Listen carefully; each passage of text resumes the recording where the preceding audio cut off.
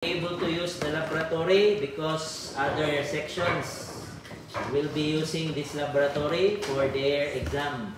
So make sure you submit all exercises by May 9. So up to May 9 only. So after wala na.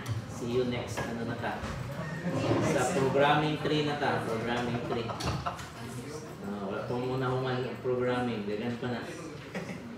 Kuha lang ng Prog 2. Appetizer lang ng Prog 2.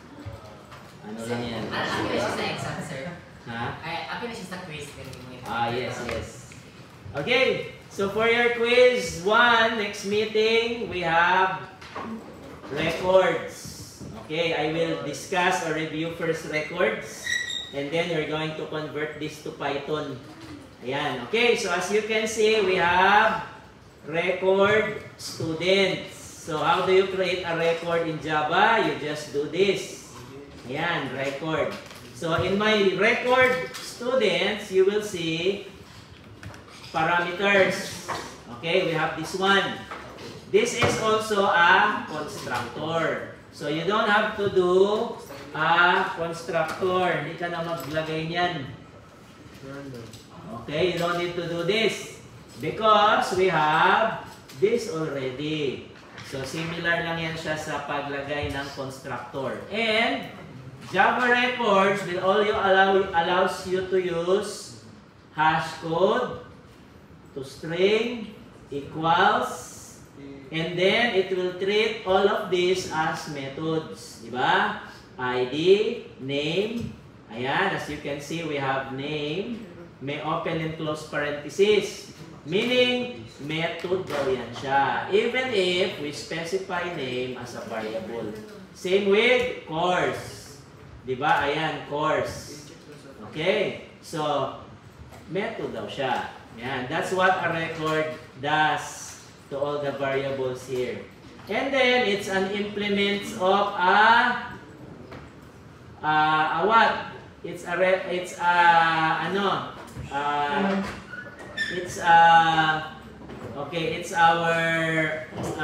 this one. It's our interface. Okay, so our interface is called identifiable. It will require the students to have IDs. So the IDs is, ayan, kung wala yung ID, mag-error. Okay, because that's the use of having implements identifiable. Okay, ayan. Interface yan siya. So in Java, in Python, there's no interface, only abstract-based classes, ABC. Okay, ganyan. Alright, so we have greet, another method of type students, which is a record. So pwede gawing class ang data type.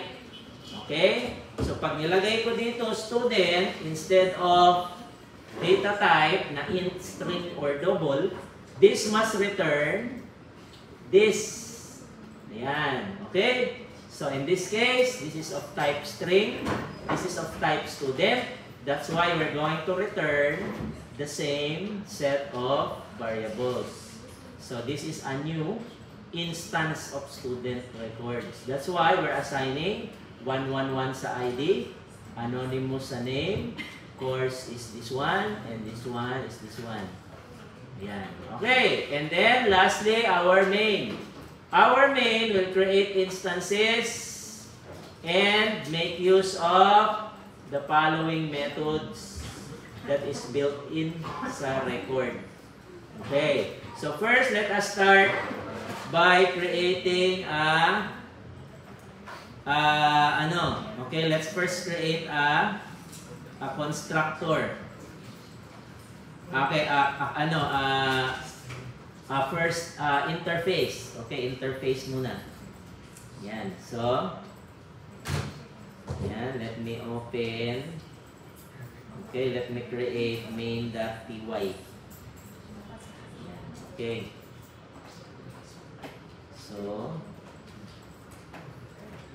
So I will create a file called main.py.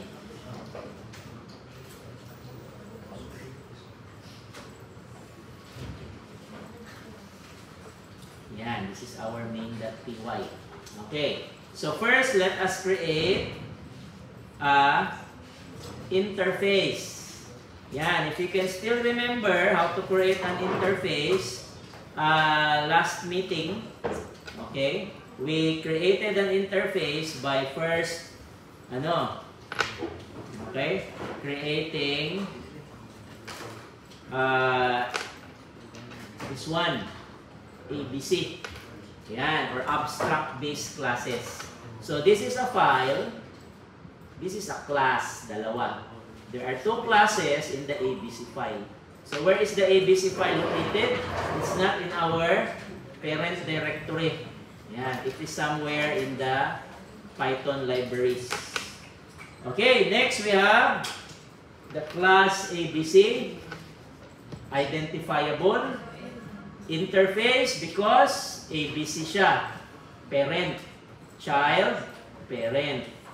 The ABC class is abstract-based class. This will make our identifiable class abstract instead of using interface. Okay, ganyan. Next, we have a method IDS. So this is our method IDS. Ayan. Okay, so IDS. Ayan, there you go. Okay, so our method IDS does not have any code, di ba? Walang ganyan. Walang code. We simply terminated it with semicolon. Kasi there are no statements. So in Python, we can also do that with pass. Okay, ganyan. And in Java, the type of this method is int. So we can also do that in Python. We just add int. Ayan, there you go. So we created a Python equivalent of our Java example. Alright, so next. Okay, let us now create another class, this time a record. So to create a record, we're going to define, similar to what we did sa interface, we're going to do this. Data classes. So record in Python is called data classes. They just give them a different name. In Java, it's called record, interface, abstract classes. In Python, it's called ABC or abstract-based class for abstract classes or interface. And sa Java, it's record. Sa Python, it's data classes. Ayan. Okay. So let us create a student class. Ayan. Student class. Okay. Implements. Ayan. Implements interface, di ba? In Python, we have student class, implements, identifiable, which is our interface, di ba? Interface, identifiable. Okay? So, ayan. Alright. So, next is, we need to declare this class as record. Ayan. So, we need to add this statement. Okay, ganyan. So, this class is now a record. But, it's not called record in Python. It's called data class. Okay. We have a value here. Present is true. Meaning, it's immutable. All the variables here can be assigned a value, but during instantiation only. You cannot assign values to it after. Okay. So next, we're going to create or assign variables. Ayan. So we have ID, name, course, year level. So we have the following. Ayan, there you go. Okay. So as you can see, we initialize the following ID, name. Nauna lang si name, pero the same thing. Okay? Sige, paunahin natin si ID. Okay, pag declare niyan, dapat una din ang ID. Ayun. So, ID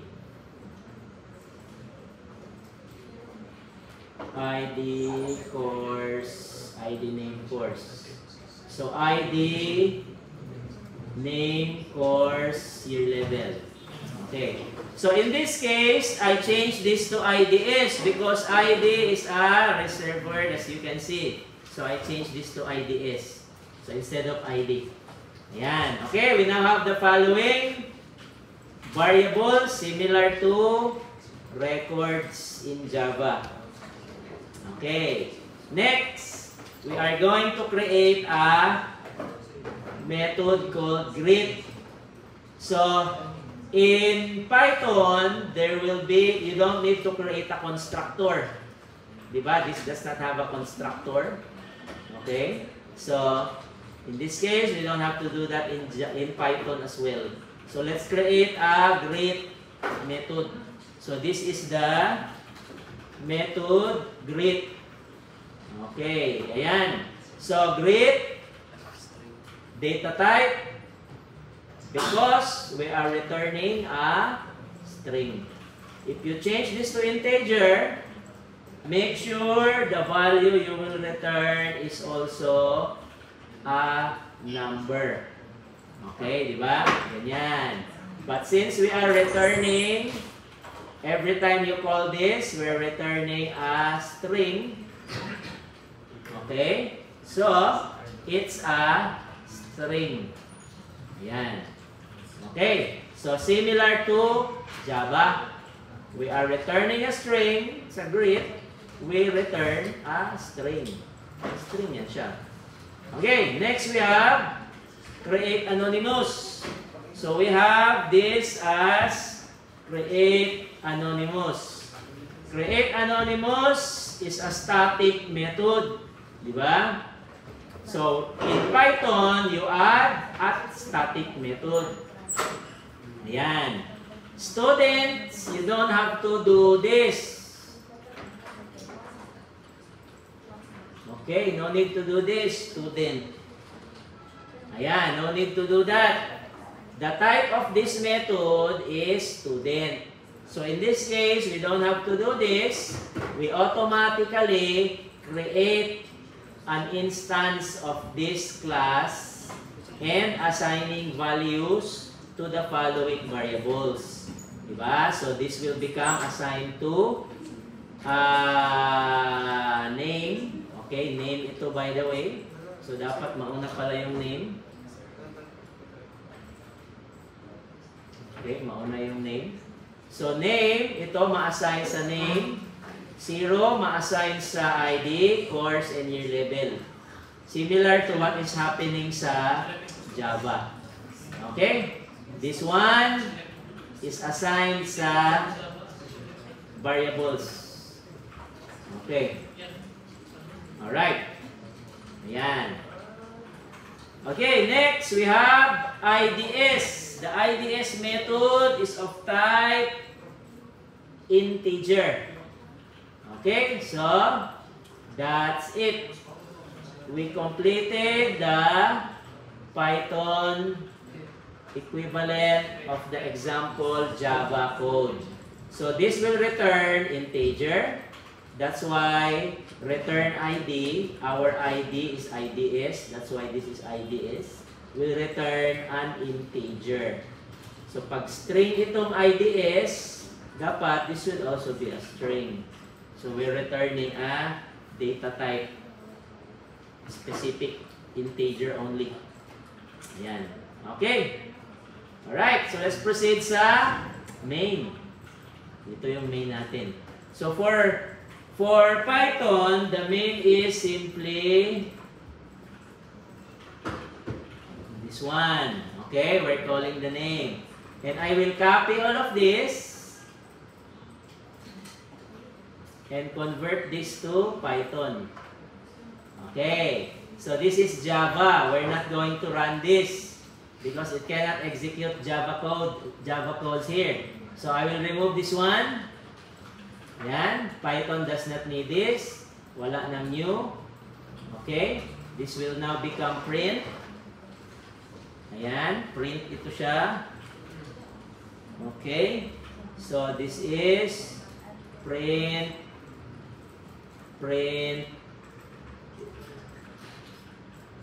Ayan. So these are all prints now because we are converting this to Python. Ayan. Okay. No semicolon. Ayan. Walang ganyan sa Python. Ayan. Okay. Ang concatenation sa Python is comma.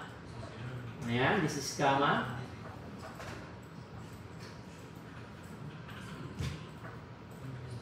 Okay, comma. Okay, comma. And then, this one is now a method. Okay, so in this case, this is a variable. Okay, IDS. So in Python, it is still a variable. Yan, there is no method IDS. There is no method name in Python. They are treated as variable. Unlike Java, they are treated as methods. Okay, and then you have course. And then the hash code in Python is this one. It's different. Okay, that's the hash code.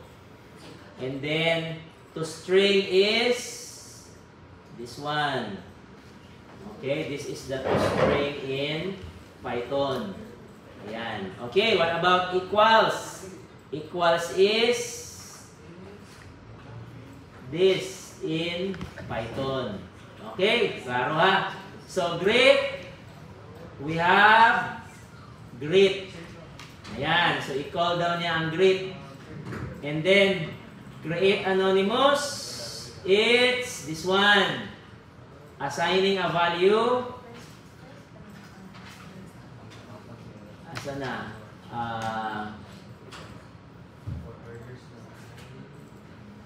Okay, so tama. So name, ID, course, year level. Okay, so we have create anonymous. Ayan.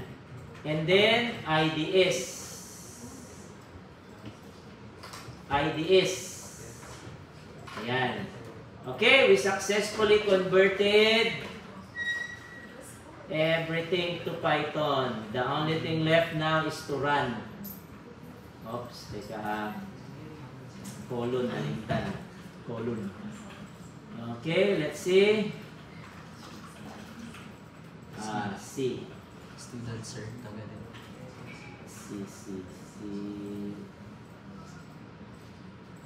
Okay. Wala na pala ito. Yan. So, run. There you go. So, may error pa tayo isa.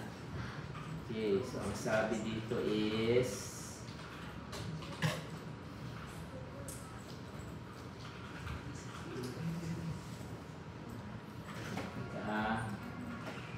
ito daw kulang. Okay. Yes.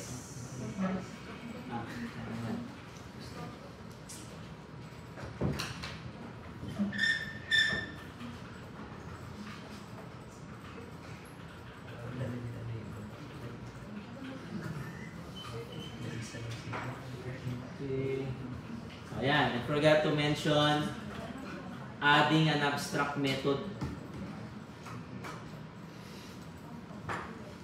Okay?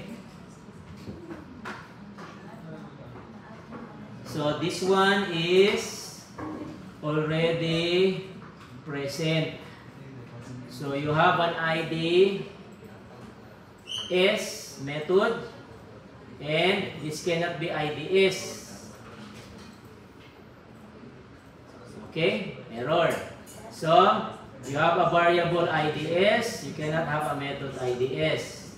Yeah, that will work in Java but not in Python.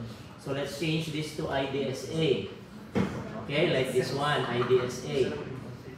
So, you have You have two methods of the same name, but it will simply because that is required. Yeah, this is our interface. So this must be the same. Required kasi, that's an interface. Okay, and then one more error.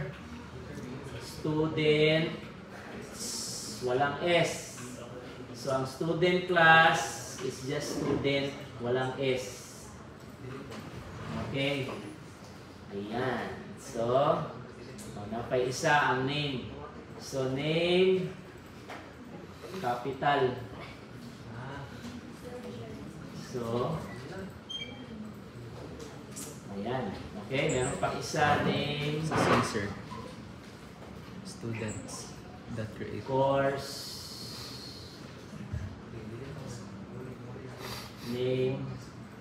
Ito, capital N.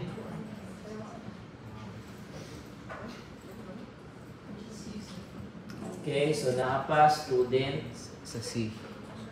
Oh yes. Kani, sa C, student. So wala mang S ang student. Student lang.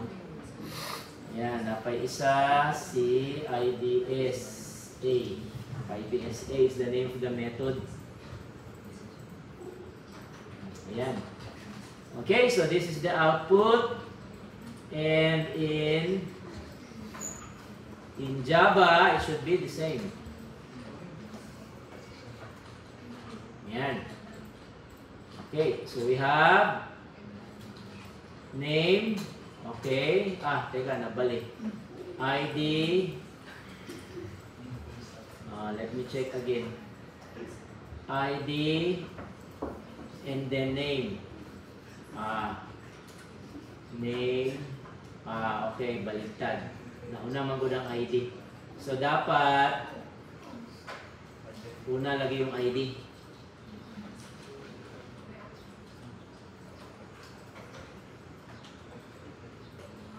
Yan. Ito siya is ID. Tapos, course and year level. Yan.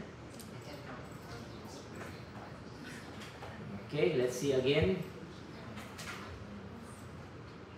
Yan. So, name, ID pala, ID name, course, hash code is different from Java, of course. And then we have the toString. Okay, ayan, that's the toString. And then we have true because it's equal. Okay, equal yan. Ayan. These two are equal. Diba? 1, 1, 1, 1 equal. So true. And then, ayan, high, and then toString. Okay, 0. So this is 0 because our output here in Java, our code here in Java is, ayan, 111. Okay, ito yung ano niya. So let me just copy this one and paste here. Ayan. Okay, so pareho na.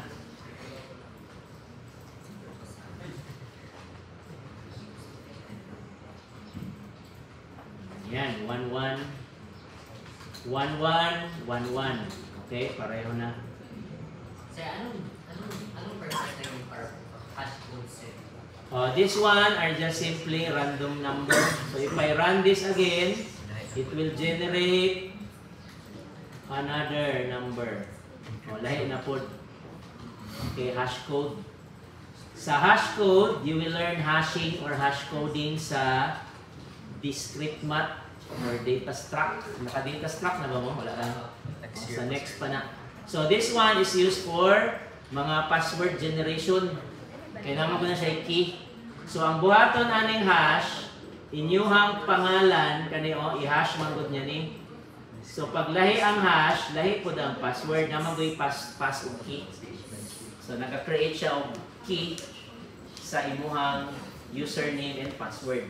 So ang key are usually random numbers like this one. So, ang purpose lang sir sa underscore hash underscore 78. Ito lang yan siya, hash. Ito yun.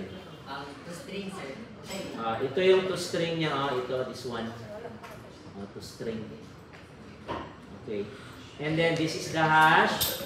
In Java, ito yung Java natin. Ayan, this is the Python equivalent.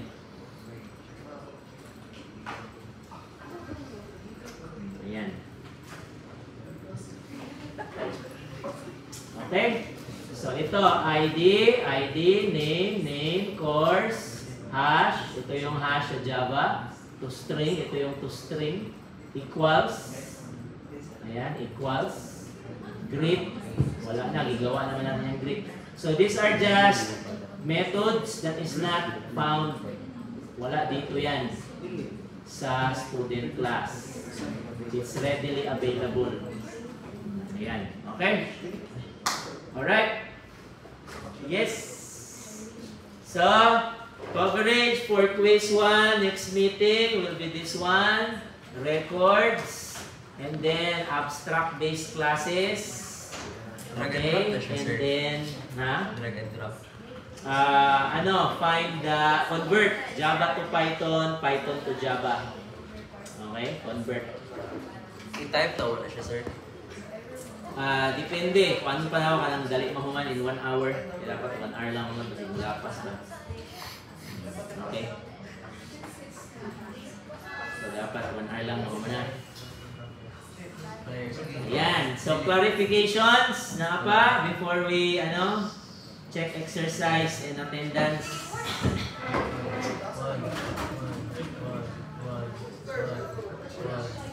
Check. Sir, sa quiz survey, walang output sir. Convert Java to Python. Paano yung yan? Ayan, convert. Ito ba? Ayan, di ba? I converted Java to Python like this. So, yan, Java, convert to Python. Dili siya, sir, Depende. Kung saan ako, kung 1 hour mahuman. Kaya dapat 1 hour mahuman ang quiz. Hindi mo lapas. Kung saan ako, kung i-drag and drop ba kayo. May type mo ba sa mga kadugay. Blanque sa Bartolata. Sent. Kalikusan. Dagatan. Diaz. Duking. Kibuni. Corilia, Lumantas, Maxi, Munoz, Present, sir. Orquilias, Park, wala si Park niya sa likod, Pastias, Pedriña, Remis, Sacres, Salising, Sarona, Sasun, Tio, wala diha. Balyares. Kana lang. Ready exercises. Checking. 1 to exer 9. Exer 7, same sa exer 1. Exer 8, same sa exer 2. Exer 9, same sa exer 3. Okay? So, ang exer 9 ninyo, exer 3 sa Java. Pero i-Python ninyo. Balik lang to ha. And then mag-check ta. Kadali ta. Diba? So, send ko na post mo yung answer 7 na video. Dude. Okay, thank you.